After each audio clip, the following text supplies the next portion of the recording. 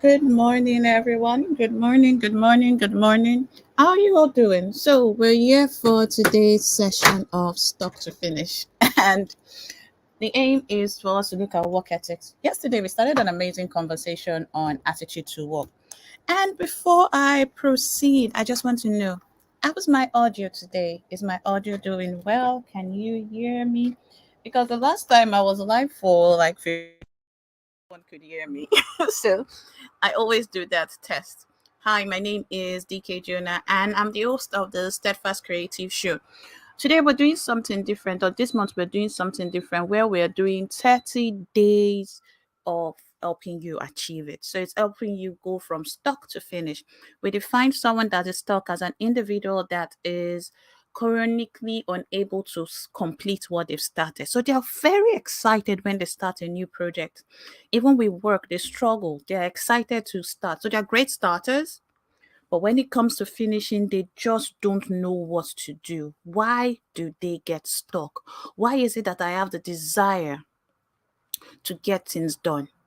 I have the will, I have the motivation, I have every single thing it takes to get things done. But I find myself stuck. I find myself unable to move. I find myself unable to make progress. So that's what define stuck as. We also said this. Stock is not about one person, it's not about one incident, it's not about 1 month, but it's something that has existed for a long time. What in the medical field we will call chronic. So it's not acute, it's not an acute problem, it's a chronic problem. You're chronic when it comes to procrastinating. And we have a few quiz and a few things that we'll be looking at to help you understand what we're saying. So for day one, we did an introduction. Day two was kind of different, where we went deep down and we had a deep dive to the person that we were speaking to, which is the person I just described. So it could be someone from any walk of life, someone that has a simple issue that they're trying to fix, something they're not proud of, something that may be a secret to them. It could be projects that they started that no one knew about, or projects that everyone knew about and they just went silent. Well, we'll be having a conversation a little bit more about work ethics today. That's what we're introducing. And in my opinion, and not just my opinion, attitude to work and work ethics are different. I said, why? Why are they different? Why should we consider attitude to work and work ethics as two different things? Yesterday, we looked at attitude to work and we observed a couple of things. We said that attitude to work is not just about being positive all the time. Because sometimes you could have a passive attitude to work and you could have a negative attitude to work. And this could have an adverse effect on you completely. So, what then is attitude to work? And some people see work as punishment. That's the first thing we understood. They see work as a punishment that is trying to prevent them from enjoying what they're doing. So this may stem from your childhood. So it's about your perception, mindset, and emotional orientation towards work. Your perception, remember those three words: perspective, mindset, and emotional orientation towards work. And it's about your beliefs, it's about your values, it's about what you hold close to your heart. And then yesterday we defined the negative and passive attitude. We then went further to talk about work behaviors and actions. We asked a couple of questions, and the most important question we asked was, what does work mean to you? And that's a question I would love to hear from you today. If you have your answer, tell me what work means to you, and then we can get started. We also talked about getting feedback from people. Yes, getting feedback from people in your life, trusted colleagues, asking them, what do you think my attitude to work is? Am I someone that is optimistic or pessimistic? Am I analytical or subjective? Am I someone that kills out everybody's idea? I just feel that everything is stupid. Or am I someone that contributes my own quota when it comes to getting work done? So we looked at your fears and insecurities, what's holding you back, what's preventing you from achieving your goals, what's holding you back actually. And I hope I'm not talking to myself. Please, if you can hear me and my audio is great, Oinda, Esther, everyone, please let me know how the audio is doing so I know that everybody can hear me. So, okay, we are making progress. How is the audio? How is the audio before we go into the difference between um chronic, no, between work ethics and attitude to work. So we talked about your beliefs about success. What do you think success is? Who do you think are the successful people? Are you someone that only wants to work with successful people, and people that you don't deem successful, you just push aside and you push their ideas aside? Do you think creativity only comes from people that are flashy, or you see everybody else contributing their own quota? When it comes to work, what's your attitude to work? What is your attitude to your workers? And this is essential, especially in the remote days. When we work hybrid, when we work on with a remote team, we don't get to see our colleagues or the people we work with all the time, but sometimes we have to respect them. We have to judge them by their actions sometimes when we don't get to see them. How do we ensure that our beliefs about failures do not impact the team that we don't see daily? And that's where we stopped yesterday. Then today, fantastic. We are moving forward, and we talked about being reliable and dependable. And I asked the question: are you a reliable person that someone can depend on? Today is about getting unstuck by looking at something simple: your work ethics. What do I mean by stuck to finish? I'll repeat. People are great starters. They are fantastic when it comes to starting.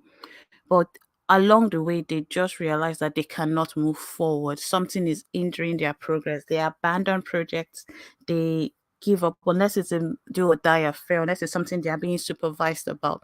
But when it comes to the knowledge economy, knowledge workers are different. Most knowledge workers will work for themselves or work freelance. How do you ensure you don't get stuck on projects for people and you're able to make progress consistently? How do you ensure you grow your agency? How do you ensure you give the best of what you can if you don't understand your work ethics? Now, what are work ethics? We define work ethics as the individual behavior, how individuals behave and conduct themselves in the workplace. And this is about your commitment, integrity, professionalism, accountability, and dedication to your work and responsibilities. So while the first part we talked about was more concerned with you, this is about how you behave in the workplace. This is not just about what you believe.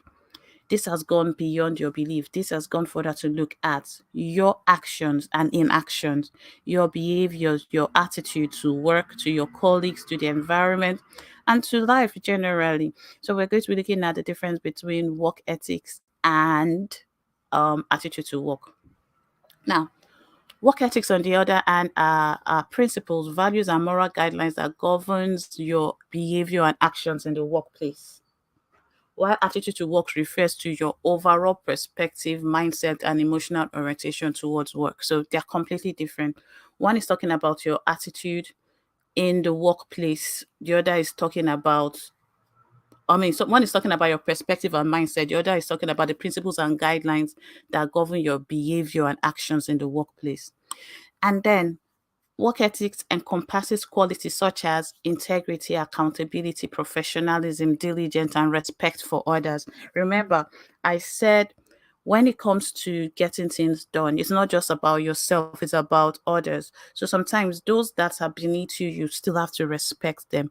How do you deal with people that are not as qualified as you? Do you only respect people that are as qualified or as are higher up in rank, or do you give everybody the same attention? And should you give everybody the same attention? So it's your individual commitment at work. It's your ethical conduct. It's your honesty. And we go back to that word reliability and the pursuit of excellence in your work. So when we are looking at work ethics, we are looking at not just your overall orientation. We are looking beyond that. We are looking at what you do and how you do it. And when we look at the way we get things done, everyone, it's difficult to get things done. There's a question I've asked myself. Okay, as an individual, you struggle on your own to get things done. How is it more then? How then do you work with others to ensure that you are successful? How then do you work with others to ensure that you are successful? How do you work with people? And I'll ask you a couple of questions when it comes to work ethics. And let's see if we can answer these questions. Then we'll discuss what work ethics is and how to improve it. And I think by answering these questions, you'll be getting a little bit in depth into your own work ethics. As usual, I have my caveat. I want you to think about what you do, not what you wish you do. Even if you were a freelancer and you work in a community like mine, even if you work with a team, you work in church, I want you to think about what you do, not what you think you do. I want you to be honest about your position as of today. So, first things first, write down today's date. Have you written it down? If you've written it down, let me know. Have you written down today's date? Now, as of today, the 5th of June, 2023, these are my work ethics. This is what I believe about work. This is how I view work. This is what I do. So you're going to write today's date and then write, this is your definition of work. So I want you to write your definition of work first before we go into the few questions. And look at your approach to task, commitment to quality, accountability, teamwork, and continuous improvement. So, okay, sorry. All right, so I'll take that you have done this. Now, the first question is, when you're given a task, even if no one else is involved, how do you prioritize your task? How do you prioritize your task? So, when you're given a task, how do you, as an individual, prioritize your work responsibilities and tasks? That's the first question. Do you prioritize it? Do you know what it is to prioritize it? Are you someone that needs supervision? Do you work on your own? Are you a team player? How do you prioritize your work responsibilities and tasks? Then let's look at something that we can answer even if you've not worked a 9 to 5 before. How do you approach deadlines and ensure timely completion of your work? And these are all things we will tackle. These are all things that we will tackle. How do you approach deadlines? Are you someone that waits till the very last minute to start your work? How do you ensure timely completion of your work? Now, in the knowledge economy, this is something that happens. We are going through a chain where everybody is, the assembly line is simple. One person does this and the other person does this. If one person delays, it's going to impact the other person's quality of work, and then it will impact the whole team. So if you're going through an assembly line and one person is to assemble certain parts and they don't do it, it's going to affect everybody. So now you are on the assembly line. How do you approach deadlines and ensure timely completion of your work, especially when you're working with your colleagues? Do you want to do things on their own time or on your own? Are you respectful of their time, not just your time? Do you just go and say, I want this now, and they say they are busy, and then you just abandon it completely? How do you approach deadlines and ensure completion of your work, especially as you work in a remote team and you need support from every angle? Now, I want you to think about this. We are looking at work ethics, and I will describe a situation. And I want you to also think about the situation. And most of these things, especially if you're job hunting, if you're looking for a change in career, these questions can start making you think about how you will answer questions in an interview, how you will present yourself, what stories you will tell, how you present yourself to others that are trying to get your attention. Now, the question is simply this: can you describe a situation where you took initiative or went above and beyond to deliver high quality work? And I want you to write it down. I don't want you, because what we're trying to do is look at your work ethics. Are you someone that does the minimum acceptable thing? I will just give the bare minimum and walk away. I don't care. Or are you someone that goes above and beyond? Questions you have to ask yourself, because we have to deliver high quality work in what we do. Are you someone that is about delivering high quality work, or you're just so concerned with delivering work? Now, I know I'm asking a lot of questions for the next couple of days. This is why I'm asking questions. We've gone to a lot of lectures, we've listened to a lot of lectures, we've read a lot of books, but there is no change, there is no transformation. The only true transformation can come by asking questions that need to be answered by you. These your responses may not be seen by anyone, but your work ethics have to be evaluated. So today we're doing like an evaluation of your own work ethics. Then, how do you handle setbacks or challenges in your work? Can you provide an example? Maybe what I could do is when I ask a question, I pin it so that you get to see it, and then we take it from there. All right, let's try this. Fantastic. How do you handle setbacks or challenges in your work? Can you provide an example? So, when you have setbacks, for example, there was a day we were going live, it has happened more than once, and all of a sudden I realized that I am not visible to everybody. That means I've been streaming for a while and nobody could hear me. It has happened more than once, or the devices don't work. One thing or the other could happen when you're going live, especially you if you work for someone and you are their virtual assistant. So you have to be prepared for the unexpected. How do you handle it? How do you manage the people that are there? How do you ensure everybody is calm? So give an example of setbacks you have experienced. Because what you're doing is you're looking at reflexive exercises. Reflective exercises, in my opinion, help you figure out why you are not doing what you should do and how to overcome those challenges. So you're not stuck in one place forever, but you're able to make progress consistently and frequently.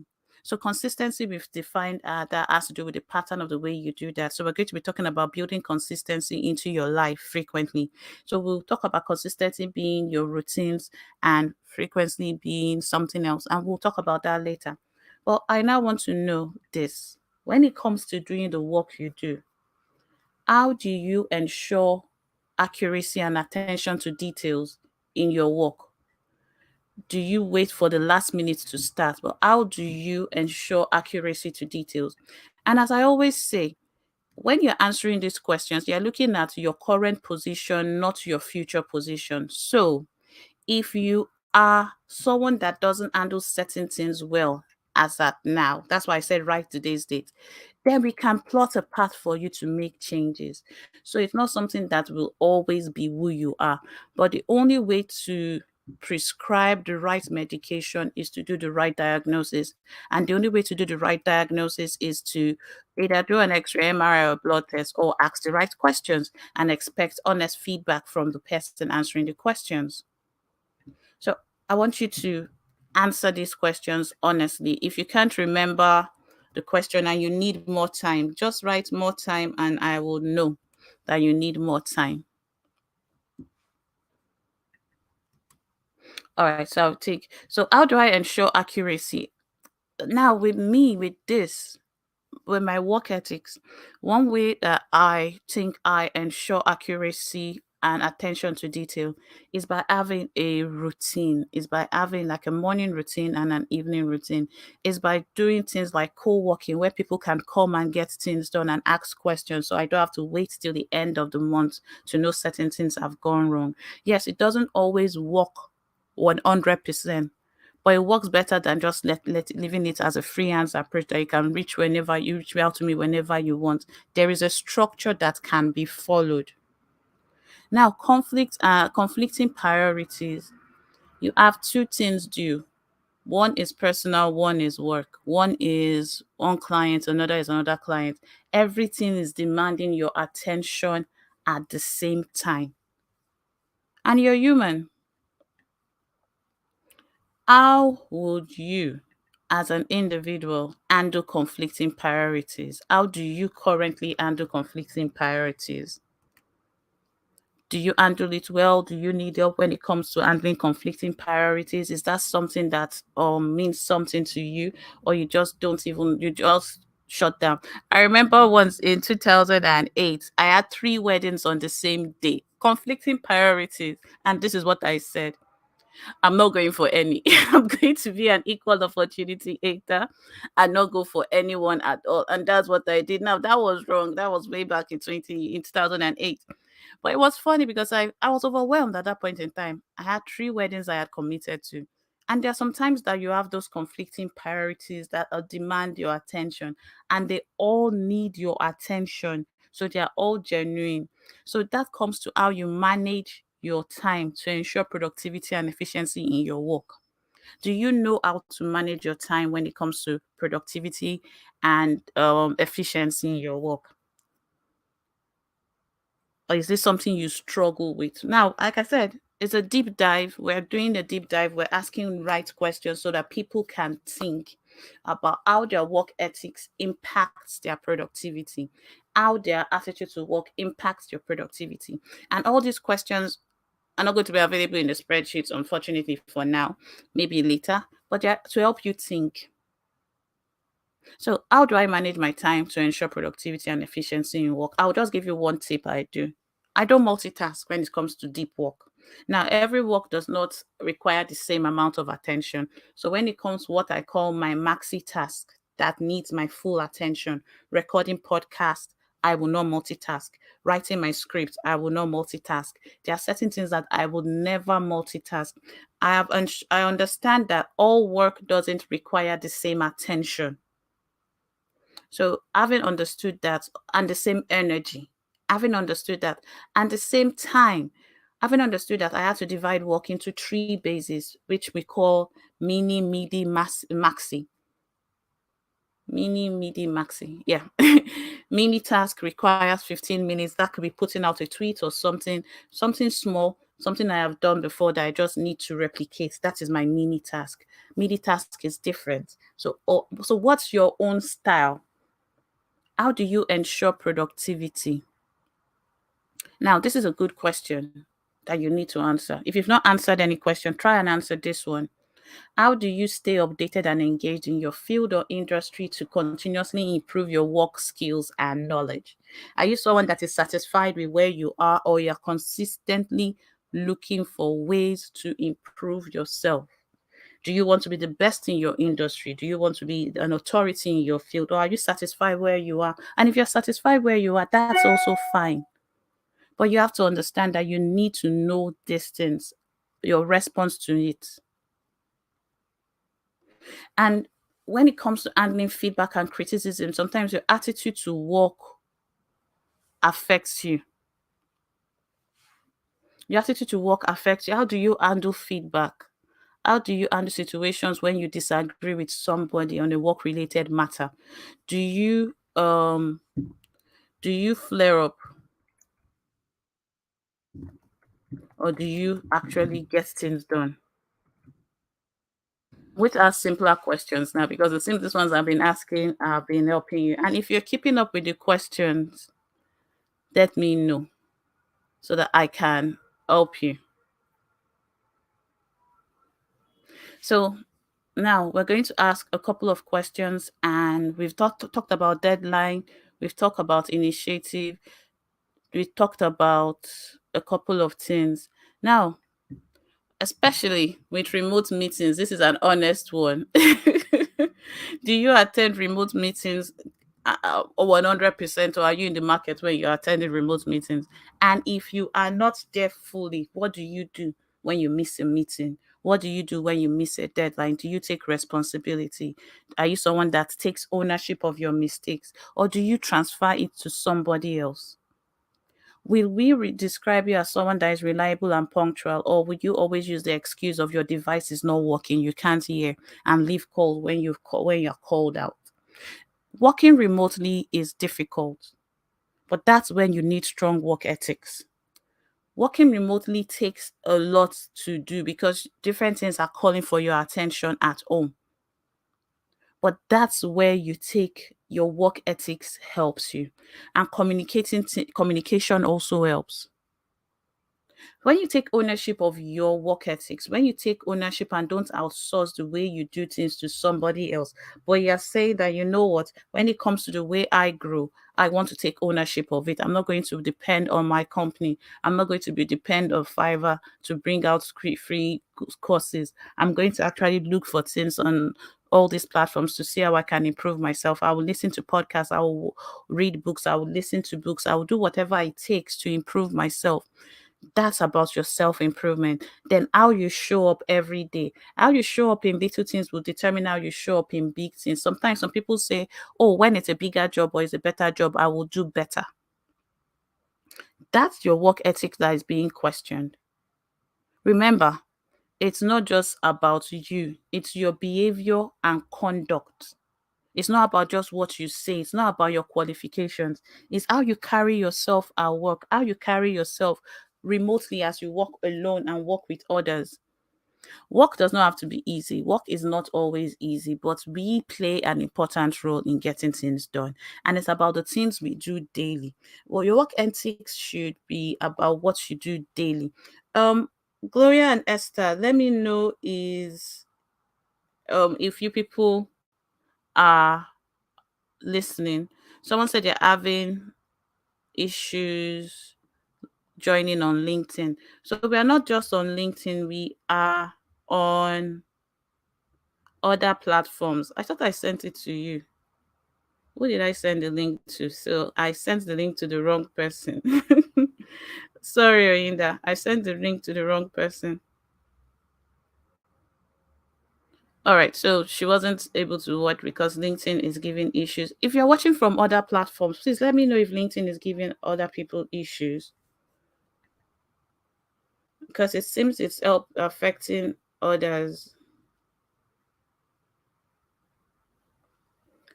I hope I've not just been talking to myself or people on other platforms.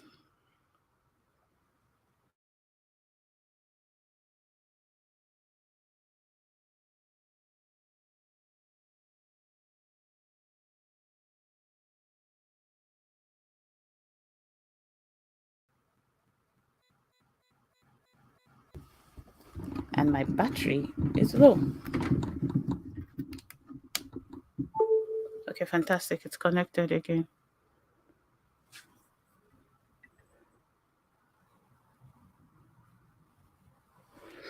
Okay, so let's continue. Your work ethics is not just what you do once, it's what you do consistently. It's your attitude and approach to work. It's how you see work and what you do. It's about your conduct. If you're waiting for someone to tell you what to do, or if you just go ahead and do what needs to be done, these are questions we have to ask ourselves, and these are things that we have to do consistently. It's not one off, it's a consistent practice that we need to.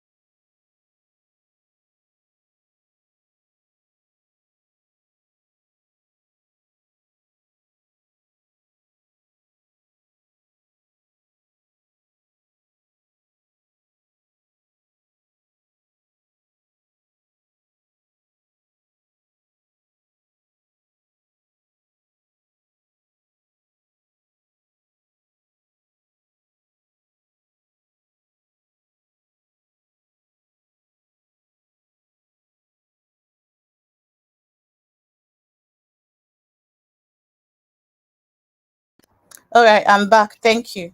My laptop stopped charging, so I had to change device, change connections, and then it disconnected my audio. So thank you for letting me know that you can hear me. Fantastic. Thank God I checked my message. All right, so I will. I've resent the link. I sent the link earlier, but it seems that it didn't deliver because of my laptop. But we'll make progress now. let's talk about commitment and your work ethics. Ethics is what you believe about work. Let's put it at that. Now, your commitment to work and work ethics work hand in hand. Please let me know if you can hear me now.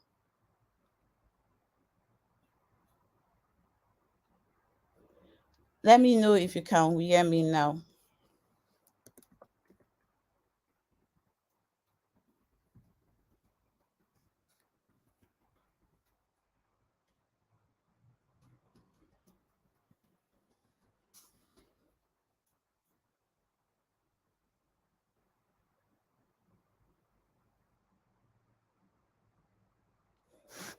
If you can hear me, I would love to know. Oh, thank you so much. Sorry about that break. And we were just talking about the fact that sometimes certain things go wrong and you just have to continue. You just have to. Thank you so much. Hopefully people heard some part of it and it was just the part I got disconnected. If not, this whole session we're in trouble. But I will just go back a little bit.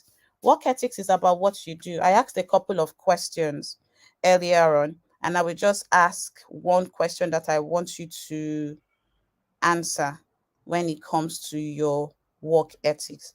And that's about accuracy and attention to detail in your work. Are you someone that quickly just runs over things so that you can get it done? Or are you someone that ensures that it's done in a good way, that the quality is amazing? What is your attention to detail when it comes to work? So we were talking about commitment and work ethics. How do they work hand in hand? Why am I looking at your commitment to your job?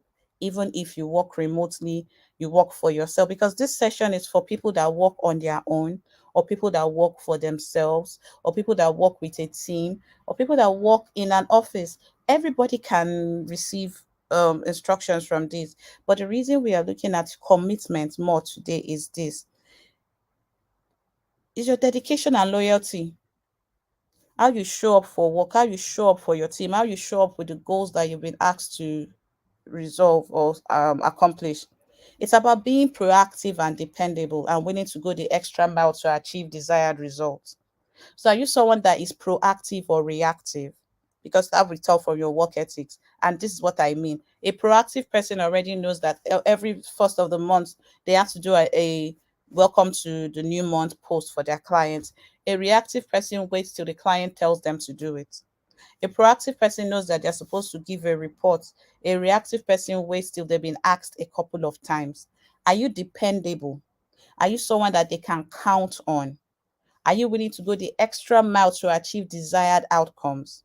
See, once someone is committed, they exhibit a strong sense of responsibility. They meet their obligations, they achieve or contribute to the success of their team and organization. So when we look at work ethics and commitment, especially when you look at an hybrid office, there are a couple of things that I will say you could do to be able to answer the questions that have been posed already. If you don't have all the questions, you can go back. Because in order for you to be creative, in order for you to be productive, in order for you, good morning, everyone. Thank you. I hope you guys heard from the beginning because I'm just getting the messages. In order for you to be creative, in order for you to be productive, in order for you to get the best of your skills, your ideas, everything, you need to have self discipline. Now, I want you to define self discipline yourself. What does self discipline mean to you? I always talk about self accountability. Now, let's look at self discipline. When you hear self discipline, what does that mean to you? In the knowledge economy, knowledge workers are flexible. Knowledge workers work from home. How does self discipline impact the way you work when you're working from home? In the knowledge economy, self discipline plays a role because it's about taking initiative. But I want us to look at the definition of these terms based on the dictionary. I want us to think about it and write our own definitions of what self discipline is to us. You don't need to share. If you want to share, you can share, and then write done when when you've completed it. So once you've defined self-discipline and you're okay with your definition, tell me done, and I will go to the next one. But Leading yourself. We talked about you have to lead yourself in the past. We've talked about self accountability, but this is the first time we are talking about self discipline. Now, said the reason I'm using this format for the next 30 days is not just to talk to my team, because most times I talk to my team alone, but it's to bring this knowledge to other people so that when we do the media reset, you know you are coming for that media reset ready to work, ready to do the things that you are meant to do. My alarm is going off. Ready to do the things that you've committed to do, ready to put your best foot forward. So you're not longer blaming others when things don't work, but you take responsibility for your actions and inactions. And it starts with your attitude to work and your work ethics. So those are two things we've looked at the past couple of days. So, oh, so are you done with the definition of self-discipline, and can you still hear me? Are you done with the definition of self-discipline?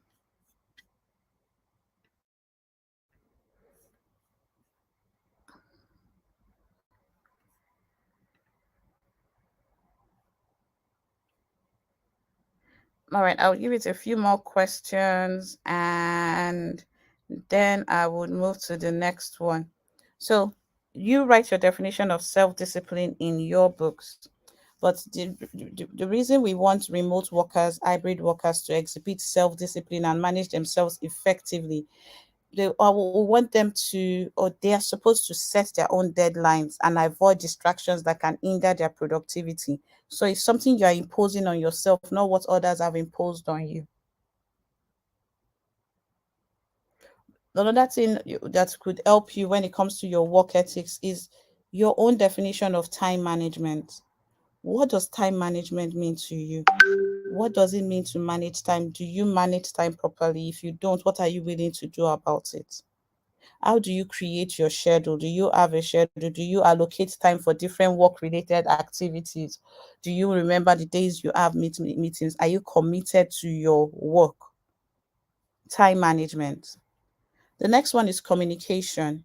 Now, communication goes two ways. Sometimes we complain that people don't hear us when we talk, people don't listen, people don't want to take our own perspective. Well, we don't also do that to people. Someone else is communicating to you and you're hearing something differently. So, when it comes to open communication, what do you expect from people when it comes to communication? What do you expect from your team members? And I just want to give you an opportunity to write examples. When it comes to communication, what do you expect from your team? What do you expect from your team leader? What do you expect from your clients? Especially when it comes to communication. I want them to listen. I want them to listen to understand and not listen to respond. I want them to provide all the information I need in order for me to get what I need to get done. I want them to be open to feedback, even if they don't like what they hear. Those are the things I want when it comes to communication. When communication is open, I want it to actually be open truly, not just in words.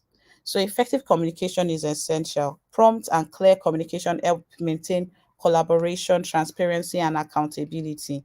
And when you are doing your own work, do you now communicate with your team like that? Are you someone that would wait till the last minute to ask your teammates for help? When you're communicating, are you even listening to understand their perspective at all? Or do you just want to be heard? Thank you, Victory. Or do you just want to be heard? Are you somebody that, because why I'm asking, like I said, this deep dive exercises that we're doing this first week, it's just to make you understand that you play an active role. You don't play a passive role when it comes to your own personal development. And if you look back, you'll be able to move forward. So it's not just about telling you read books, it's not just about giving you lectures. I've realized sometimes it's about asking deep questions and giving you the opportunity to respond at your own time, but allowing you respond honestly. Remember, we said this, your response should be honest.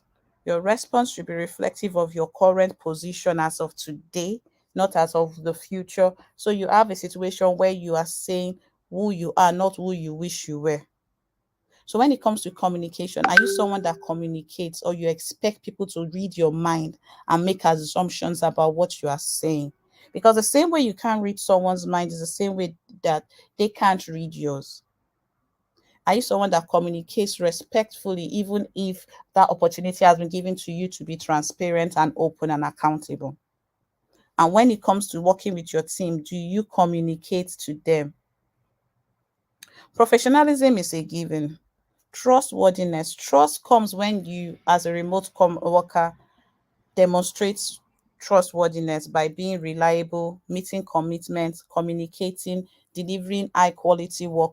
All these little things help you build trust with those you work with your clients, with your team, and others. So the question now is, do you demonstrate trustworthiness by being a dependable person, by being reliable all the time, by doing what you are supposed to do when you're supposed to do without supervision, by meeting commitment? Because this series is supposed to take people from start to finish. We've been saying, oh, the desire to work is there, but why do we struggle?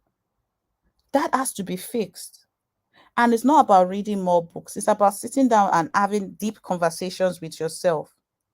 Another thing that we look at when it comes to commitment and work ethics is your initiative and autonomy. Do you take initiative, or do you wait for somebody to tell you everything that needs to be done? If an instruction has been given 3 months ago and they've not been checked on with the client, and you and the client have agreed on something, would you do it or won't you do it? It's about taking initiative, bringing ideas, being proactive to problem solving, showing autonomy in managing your work and seeking opportunities for growth. That's what work ethics is about. Confidentiality and security is given. Adaptability. Like today, all of a sudden, the message I sent to Inda with the YouTube link did not go. My laptop stopped charging. It was 3%, but I was able to adapt quickly without panicking. Now, in the past, I would have panicked immediately, but because of a lot of training and allowing myself fail, allowing myself do certain things, I have been able to kind of train myself to be a bit more flexible when it comes to things going wrong.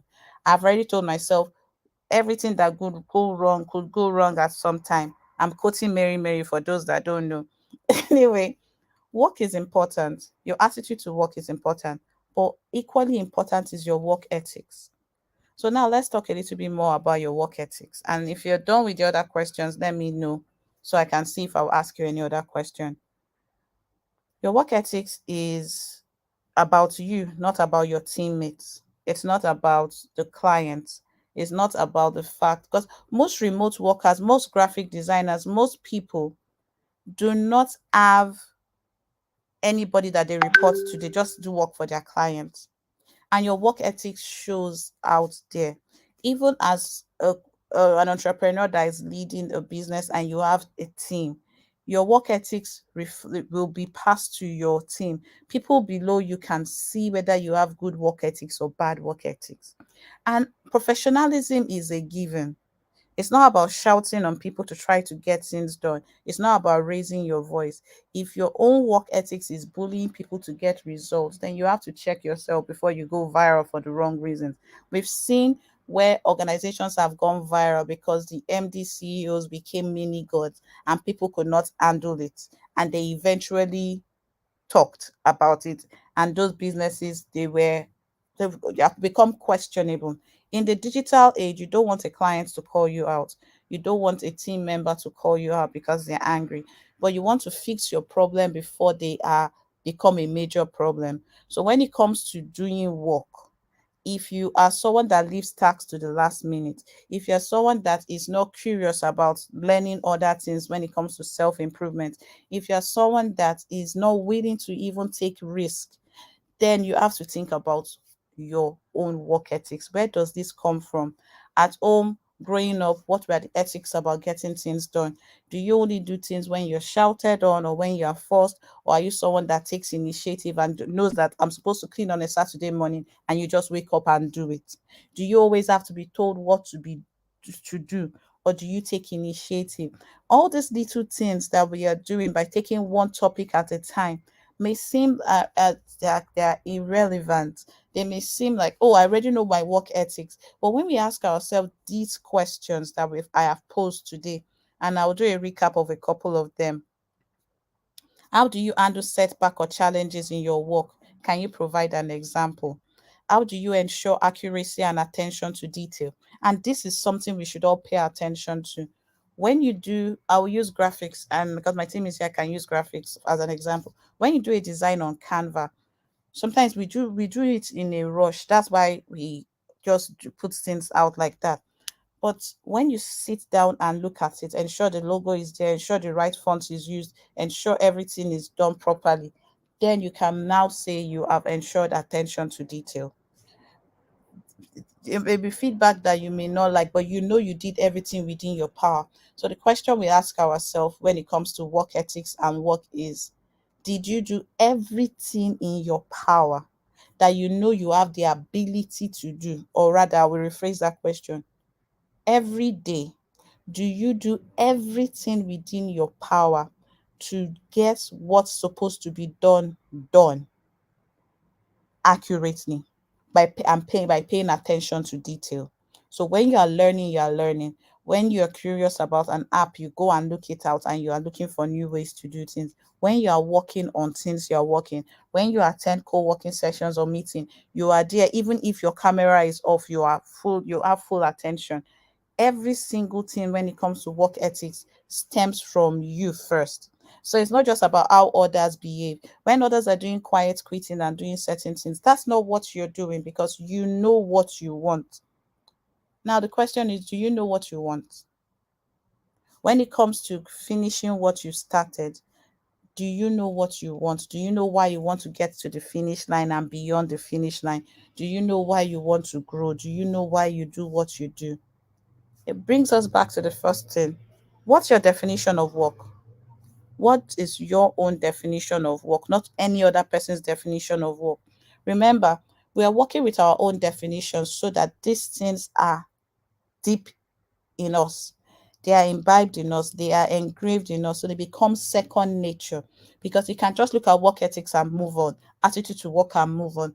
I want you to go beyond that. I want you to write in your own active voice what your own work ethics will be moving forward when it comes to getting things done, when it comes to doing the little things, even the things that bring pleasure to you, the things that get you excited, how you serve in church. Do people know you as someone that is reliable? Will people call for your assistance when it comes to getting things done? Or will everybody say, has this person, even this department, she doesn't do anything? What's the report people will have about you? And if the report people will have about you working with you is not fantastic, what changes are you willing to make? If you're willing to make changes, just write changes in the chat because the chat has gone quiet again. I want to ensure that you guys can hear me. Just write changes in the chat. Changes. So tomorrow, we're going to be answering this question. Why is it hard to get things done? Why is it hard to get things done? Why is it that we desire to work, we know what needs to be done, but we still struggle? Is it that we don't have enough resources? Is it that we don't have clarity? What is the reason? Why is it that it is hard, it is difficult to get things done? I always say, thank you, Victory. I always say that the simplest things are the most difficult to do. The simplest things are the most difficult to do. So someone will say it is easy. It is simple but not easy. There are some things that are just simple. Just wake up in the morning, have a timetable, stick to the timetable. On paper, it sounds fantastic. So why is that hard to do? I want to lose weight. Just go to the gym. Why is that hard to do? So I want you to do your own research. So when we come tomorrow, you will tell me why it is hard for you to get things done, and then we can start the conversation. But based on what we have said today, as our recap, think about this. How do you manage your time to ensure productivity and efficiency in your work? I've always said it's about respecting time, it's about honoring time. So, how do you want to start respecting time and honoring time? It's up to you. No one is going to do it for you. All right, so we've done above by 4 minutes, but we had a little issue, so I'm okay with that. But thank you very much for coming. I will put the one for tomorrow up now. I think I will just schedule this whole week soon. So we're meeting again tomorrow 9 a.m.